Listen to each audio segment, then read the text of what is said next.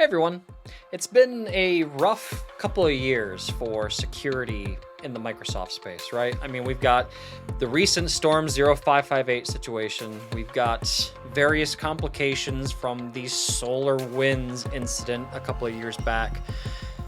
There's countless numbers of on-premises Exchange security vulnerabilities, and there's been a whole litany of other security issues kind of sprinkled in between, right?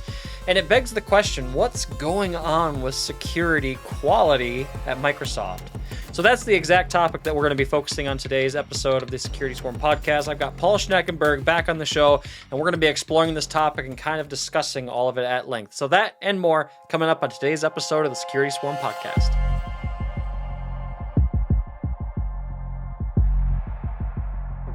Hello everyone, welcome back for another episode of the Security Swarm podcast, the podcast that brings you the knowledge and insights straight from the security lab here at Hornet Security. As always, I'm your host, Andy Serwich, and I've got, our regular co-host on, I guess I would say at this point. I got Paul Schneckenberg. How's it going, Paul? I'm good, Andy. How are you? Doing good. It's a Saturday morning for you in Australia, I believe, so I appreciate you taking some time to come talk to us about our topic today, and it's a doozy. This is going to be an interesting episode, I think, and I feel like for the listeners that listen to our show regularly, maybe they've kind of sensed a building up to this point because there's been a little rant here and maybe some talk here over the last couple of episodes. I'm, of course, referring to security issues that Microsoft has been having, right? Yep. The most frequent one being the whole deal with Storm 0558. If you're not familiar with this particular breach, Storm 0558 is a group of Chinese nationals that Microsoft has identified as having launched this attack, Chinese nation-state actors, and basically what they did is they were able to procure a Microsoft consumer signing key and use it to forge authentication tokens into Azure Entra, and basically had keys to the kingdom, right? Well, they made their own keys to the kingdom, I guess is what I should say. Mm-hmm. There's a lot of details, and we're going to get into this, but that is the long and the short of it. But basically, that's the current issue that's going on. But as we've been talking about this current issue, it's kind of, at least for me, come to light that, over the last couple of years, it's been a pretty rocky road in terms of Microsoft security issues, and I've just kind of had this underlying feeling for a while that, okay, there's some systemic problems here, right? And what do you think, Paul? I got one other thing I want to preface this whole conversation with, but I want to let you get your thoughts in there on what I've said so far. Yeah, I think this is something I've been feeling as well. So full disclosure, I'm a Microsoft certified trainer. I'm a Microsoft partner. I've been reselling and training people on Microsoft's technologies for 20 plus years. So I'm certainly in the ecosystem, if you want to put it like that. But yeah, there is definitely something going on which leads to trust issues, I think. And I think that's the overall issues. So we're going to bring up several different ones today, but they all sort of point towards an underlying culture issue, I think. Right. And I'm not saying, we've had this conversation about Microsoft 365 and is it secure, and if you're a small business, should you go there? What's it like compared to on-premises, etc. And we've had this conversation sort of tangentially, but I think what we didn't sort of really get down to touching on there is that Microsoft is doing security. It's not like they've just forgot about it, but they need to be top-notch. They really need to be absolutely on top of this. They need to be industry leading in how they run their own internal security. They just need to, because they're so big. Like the whole, like large parts of the US government, large parts of the Australian government, and lots of other governments, and industry in general rely on their technologies. And it's just not, can't just be good enough. They have to be top notch. They really do need to be. And there's a level of responsibility that comes with that, with their size, with their reach, right? With their customer base. I mean, yeah, and you touched on the other thing I wanted to mention, right? I wanted to preface this conversation with, I don't want this to feel like to our listeners that we're just ragging on Microsoft here, right? That's not the intention. Those that have watched the show, they know I'm a Microsoft MVP in the cloud and data center management competency. I've been so for 10 years now. So I've been involved in the Microsoft ecosystem for a long time. I get fired up about this because like I care, right? And I always joke that I drank the Microsoft corporate tagline Kool-Aid really hard back in the day, and I'm sure everyone remembers that. What is it? The empower every person and organization on the planet to do more, right? To achieve more. Yep. Yeah, and it still works for me today, right? But when you run into stuff like we've seen with all these security incidents, well, I guess I'm going to quote my internal Peter Griffin here, and it really grinds my gears, right? So there's my Family Guy reference for the show. So anyway, well, I guess, Paul, let's start with Storm 0558. We've kind of already mentioned it a little bit already. There's been a lot to unpack with this particular incident, I would say. So a couple of resources I want to mention as we kind of step through and start talking about some of this stuff.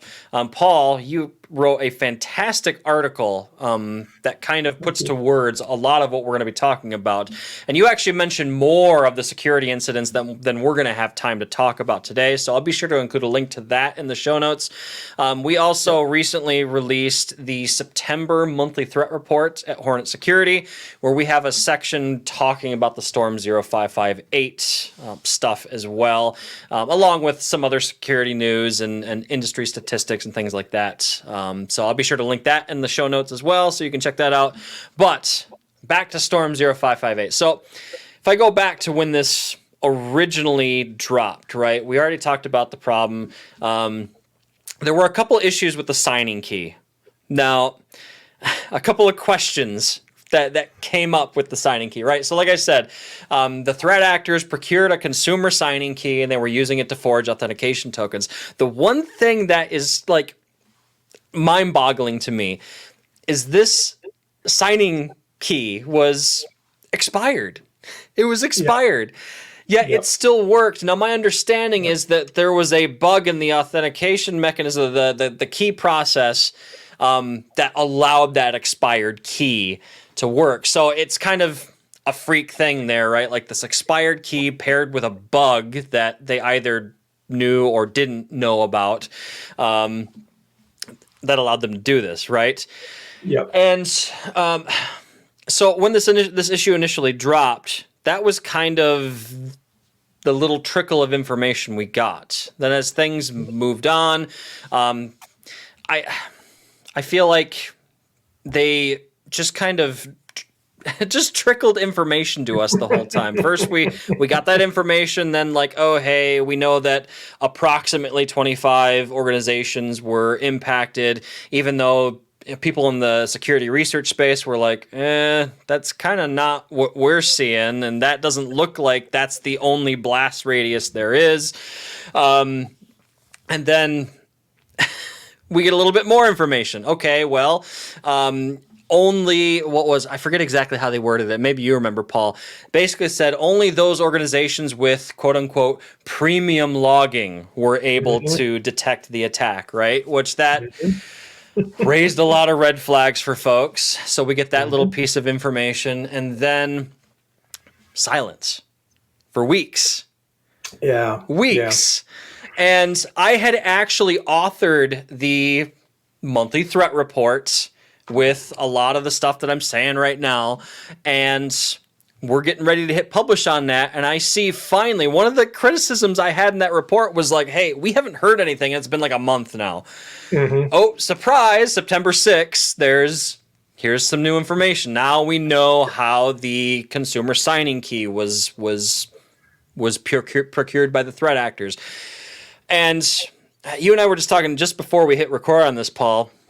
And it's kind of a freak thing, like a freak series of events that led to this in Microsoft's defense. But what it breaks down to is that their key infrastructure is all isolated, like it should be, right? With the HSMs, any machine interfacing with the HSMs. At some point, I think back in 2021, one of the machines involved, crashed and generated a crash dump, right? And so they took that crash dump and moved it over to a debugging environment, which makes sense.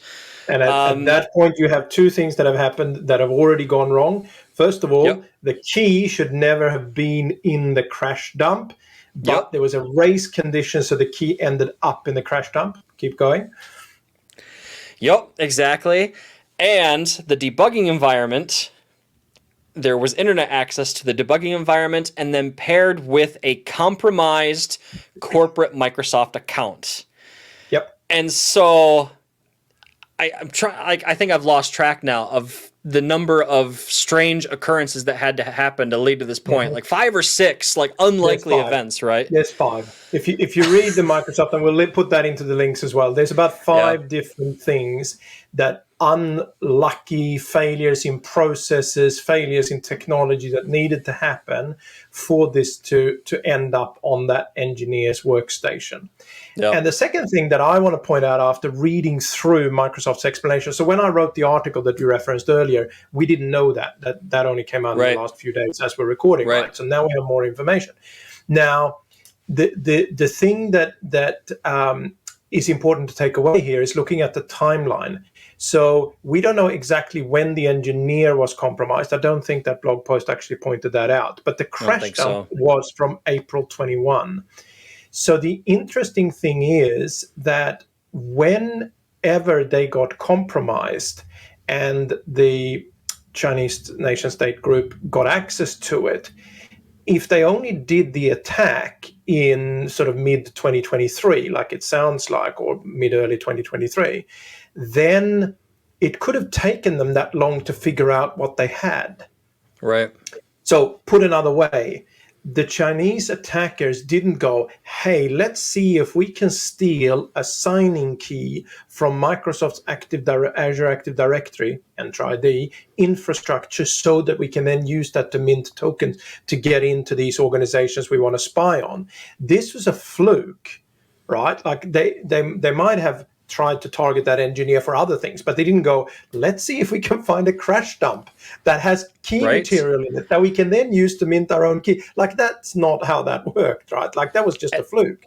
And on top of that, I've seen some chatter in the community that, like, there's some people I've seen talking about this that do penetration testing, and they would say, like, it's questionable whether they would even think to look for secrets inside of a crash dump, right? Yeah.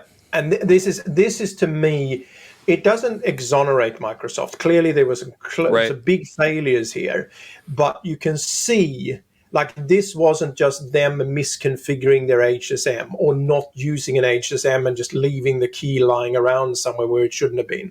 Like, it wasn't complete negligence, right? They literally they have tried to do the right thing, but you can see how these processes on top of each other led to this. And what I hear in the industry is that experts are saying, look, Microsoft was very unlucky for all these things to happen in a chain like this, and the attackers were really lucky. And they were well funded enough. That's the other thing, right? Had this been like a criminal looking to ransomware an organization and happened to compromise a Microsoft engineer, they wouldn't have gone, oh, I wonder what we can find in these crash dumps. Let's go through these crash dumps with a fine-tooth comb. They wouldn't have. But clearly the Chinese figured eventually, somebody had enough time to go through and see what's in there and go, oh, maybe this could be useful. I mean, if you've ever, for our listeners, if you ever looked through a crash dump, it is and maybe this is just me, but it is mind-numbingly slow and arduous work. Like, it is work to go through a crash dump. Yep. Yep. Clearly. So, freak sequence of events, but like you said, it doesn't exonerate them. Thankfully, they did outline some steps that they've taken to mitigate all of those kind of freak things that happened up until that point. That said, there's one statement inside their latest announcement that still bothers me. It still bothers me a little bit. And Me too. something along, I don't know verbatim. I'll link their last communication in the show notes, but it was something along the lines of that basically said, we don't have logs that go that far back because of retention policies. So we don't know for sure this is how the consumer signing key was exfiltrated, but it's our best guess, right? Which, fine. Okay, sure.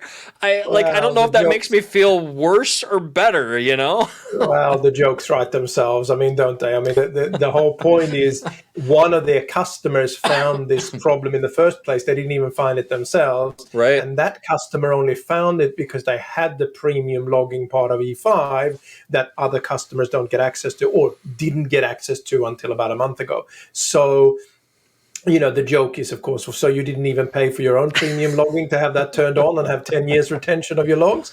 Well, what do you expect? So, I don't know. Yeah. I saw a tweet just today, or I don't know what they're called anymore. I know the platform's not Twitter anymore. As I was lurking today, X, whatever they're called now, basically said, repeat after me, logging should not be behind a paywall. Logging should not be behind a paywall, you know, like in big bold letters. And I totally agree with that. Like, there's a whole, well, I was going to say there's a whole debate to be had there. I'm not sure that's much of a debate. I think everyone would agree with that statement.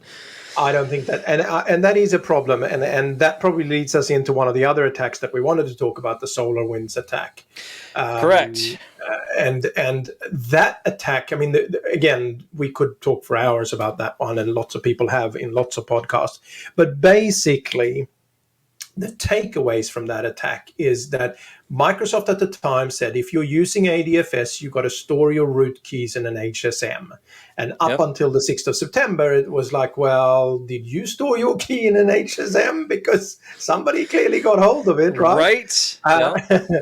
And also at that time, and that is a couple of years ago now, I mean, we're going on 3 years ago. 2020, right? Yeah, that's right. That's when the premium logging issue came up.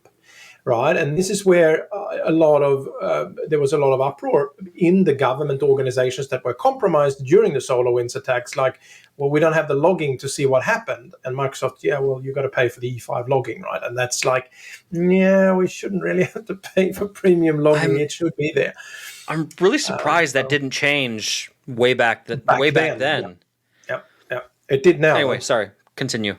No, that's it. I mean, those are the big takeaways from that attack, right? And I think the premium logging now, Microsoft is semi-fixing this. We might want to put in a link to that article as well, where Vasu Jakal talks about what they have now included in logging for everyone. And they've increased the time, I think, to a year as well, from 90 days. But that's still... So with E5 logging, if you have Microsoft 365 E5 logging, you can actually increase the retention period to 10 years. And again, I don't want to give Microsoft a pass here in any way, but you can certainly see how they go, okay, so we've got X, millions of customers on Microsoft 365, and we got X hundreds of millions of seats. Now, they're all logging for 3 months or 6 months or whatever it is, right? Now, let's just increase that to 10 years and keep all the logs. How many hard drives are we going to have to buy? You know what I mean? And you can see how that on the surface looks like a bad calculation for them. But on the other hand, the thing that has changed is that we are now, and which is really the theme of this whole podcast, we are now relying on all the cloud providers, including Microsoft, as an infrastructure provider for us. Right. So we're sort of relying on them giving us what we used to have on premises when we were security conscious and we did have logging turned on for the companies that did. We sort of need to have the same level in the cloud, and it needs to just be on. You don't want to find out afterwards that, whoops, we only keep our logs for this time because we can't have them longer because we didn't pay for the premium logging. Like it's not a good situation to be in. Right. And I mean, if it's me, if I'm the consumer making the choice, I would rather it just be switched on. And if it's a cost issue internally at Microsoft, just increase the cost of the VM or the container or whatever the service is. Just flip it on by default. Yeah. That's just me, you know? Yeah. Well, absolutely. I agree with you. So I suppose the next issue that we wanted to look at are all the Exchange bugs. Oh, yes. So for those who still have Exchange server on premises, we've mentioned this in this podcast before as well. We have, yes. A number of times where this has led to you being compromised, right? I think it was last year there were at least 10 separate CVEs that were like 8 or higher, if I remember correctly. Yeah.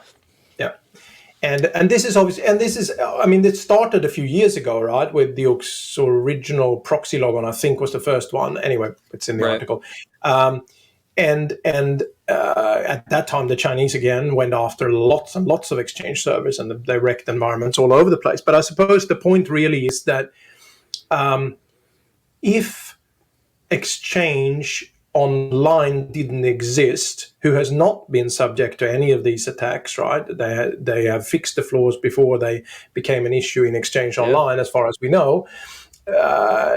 If Exchange Online didn't exist and Exchange Server was Microsoft's flagship email product, I think that they might catch a bit more of these, right? Yeah. And especially when they find an original one, because a lot of these bugs have sort of been similar-ish.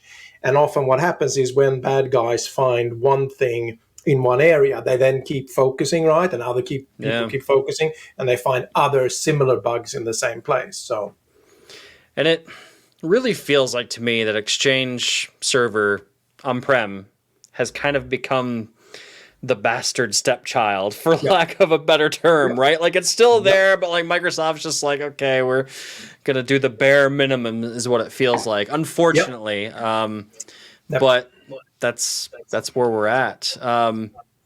There were several other attacks that you mentioned in your article. Again, that we'll put that in the show notes. But the other one I wanted to mention really quick while we're still on this particular topic is the cross-tenant Power Platform unauthorized access issue, right? Which is basically where, well, you could probably explain it better than I can, Paul, but it's basically, if I'm a threat actor, I could see into tenants that I shouldn't have had access to, correct?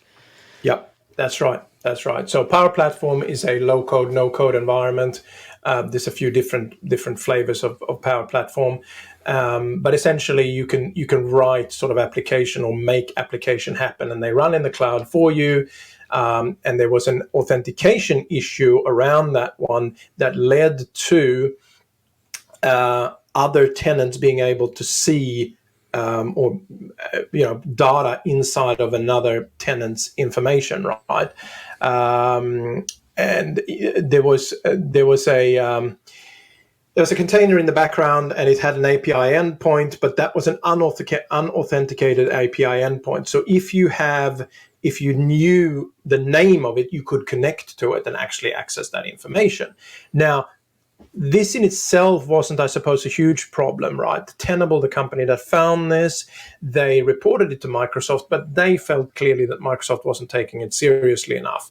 Originally, they put out the patch that only fixed it for new ones and didn't retroactively fix it for old ones. And this is when Tenable's CEO got really upset about the whole thing and wrote a rant on LinkedIn. And I think remember seeing that. Yeah, the point really is that this is an example of what's happening in modern new cloud environment, right? So initially with AWS leading the charge, we basically took VMs and we shoved them up in the cloud. Now you don't no Right. longer need to worry about physical security and hardware. That's all taken care of by your provider. But it was still the same security paradigm. It was your VM. You just needed to firewall it, back it up, protect it, antivirus, endpoint protection, all that stuff, right? It was basically the same thing that we've always been doing. All these new functions as a service and platform as a service technologies that really are new. I know lots of people think of them as legacy nowadays, but they're still new technologies. And we Right. haven't built the same kind of security muscle memory around how to actually secure these. And because a lot of the infrastructure behind it is run by the cloud providers, whether Microsoft or somebody else, we don't really have insight into how the gubbins works underneath the hood, which Right. means that things like this happen, and some of the others are mentioned in the article as well, because you have to trust that this works the way you think it's going to work, and it's secure the way you think it's going to work. And in some cases, that's not the case. So there was one customer there that they mentioned that was a bank, and Tenable's upset was like, well, this bank doesn't know that their Power Platform app running in Azure is actually exposing data, and they don't even know because you haven't been transparent enough. Right. And that brings me to, I guess, one of my summarizing issues of this episode is that when I look at a lot of what has happened in the last couple of years in terms of Microsoft and security incidents, communication seems to be sore spots. And what you were just talking about, like you've got this bank. They have an issue that they don't even know about, right? Because it hasn't been communicated to them. And you're talking about the complexity of cloud systems, which makes sense. You got APIs, you got containers, Kubernetes clusters, your traditional VMs still, all this cloud fabric. I mean, it's gotten way more complex than it used to be. So absolutely more difficult to secure.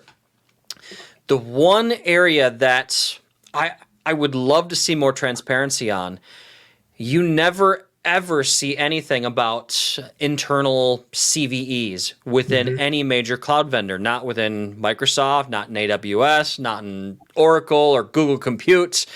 None of them say, oh, hey, we identified an issue in our, our web app hosting service or whatever, and this is the mitigation, this is what we're doing about it, right? You don't hear about any of that stuff. So I feel like I know it's a fine line, right? Because they want to fix the issue before they disclose anything, but at the same time, like, if there are ways to mitigate it before they have a fix, I want to know, So I feel like we should have the same CVE reporting requirements for internal cloud hosting providers that we do for the general public at large, right?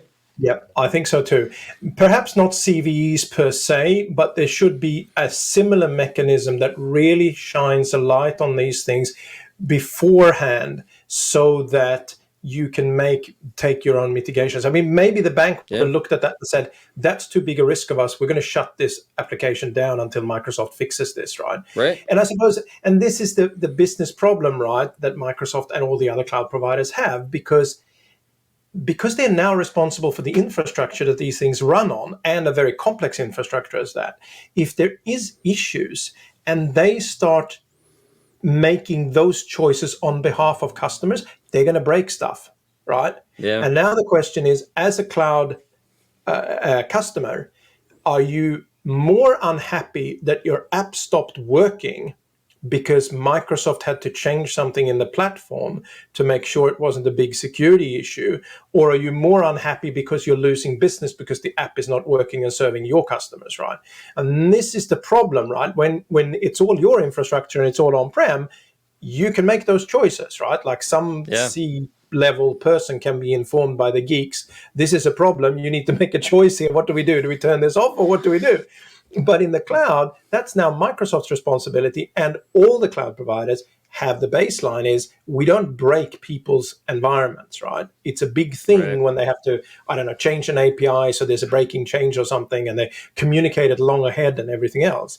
But when it's a security issue, you don't have that time. You can't say, oh, well, you've got 6 months and then we'll let you know, because the security issue is now, which means that somewhere Microsoft is going to have to start turning things off earlier in the process so that customers are staying secure, and that's going to lead to breaking production environments. And this is it's a tough one for Microsoft, but we need more transparency here. That's absolutely important, because otherwise you lose trust, right? If you say, trust me, Paul, I know what I'm doing, I'll take care of it, and I go, yeah, that's fine, okay, it seems to be working fine, and then 6 months later I start finding out that things aren't working quite as well in your cloud provided from your basement, I might go, well, I'm not so sure I really trust your trust me slogan in the first place, right? And that Andy's really basement is what it comes cloud. down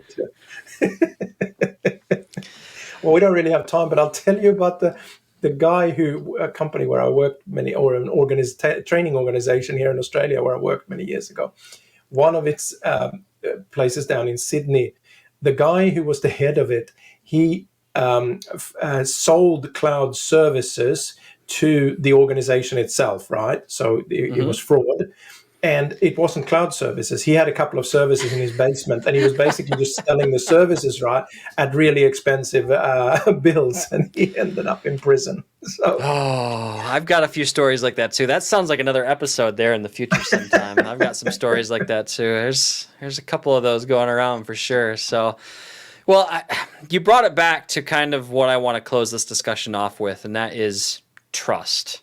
And that's what all these security issues, that's what all this miscommunication comes down to, is it's creating trust issues for the cloud, which I would argue we as a community, as a society, finally seem to be getting over, right? Because there was a long time where there were still people out there, and there still are people out there, but less so of them, that you had to pry that server out of their cold, dead hands before they would finally give it up, right? And now, like, I feel like we're running into trust issues. And if you asked me 10 years ago, like, hey, Andy, would Microsoft ever allow something to happen that would, undermine trust in the Microsoft cloud? I'd be like, no, because that's their business model, right? Like they've been saying, and all the cloud vendors have been saying for years now, like, hey, let us be your infrastructure, let us be your productivity platform, et cetera, et cetera. And if people don't trust it, there's no business model there, right? So this definitely is a problem. And I think not only has this hurt them in terms of from a PR perspective, from a trust perspective, but now you've got situations where there are some government entities that are starting to lose patience with this type of thing. So I'll use the Storm 0558 incident as an example here. The Cybersecurity Review Board here in the U.S. government is going to be looking into this issue. So, and like I said, when I wrote my initial version of the September Hornet Security Monthly Threat Report, one of my complaints was like, hey, we haven't heard anything about Storm 0558. And then that Cybersecurity Review Board news dropped a week and a half ago as of the time of this recording. And then surprise, finally we have some more information. So I feel like that probably not so subtle nudge from the U.S. federal government is probably driving part of this conversation at this point, right? And trust. Well, it's sad that it's getting to that point, and I suppose again, as we've both said, we like Microsoft as a company, and I think my point really is, and my point in the article is, your security as such an integral part of society nowadays, and so many organizations, government organizations, private companies are all reliant on your infrastructure. Your security has to be top notch. It can't just be good enough. It has to be absolutely top notch.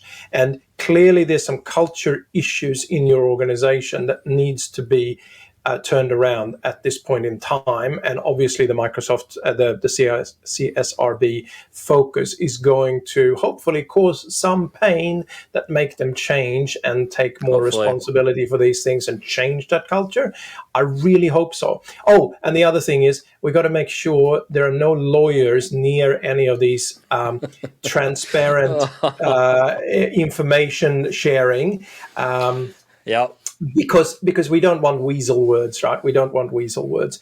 And I suppose the one thing that I'm also asking for is they need to open up their platform to more researchers, security researchers. Yeah. Because one of the things that has made software better is responsible disclosure, bug bounty programs, where like if you find a bug in Windows Server and you report that to Microsoft, it's a big enough bug, you could get a great deal of money. That is not the same in the cloud. There are some areas where Microsoft does that and other cloud providers do that as well, but they need to open up that more. And again, it's difficult because it's part of their internal infrastructure. How do you have, security researchers poking around in it responsibly? But it needs to happen because even if you've got your own internal, penetration testers trying to get into your own infrastructure, they can only do so much because they're not looking at it from the outside in the same way as an external researcher would.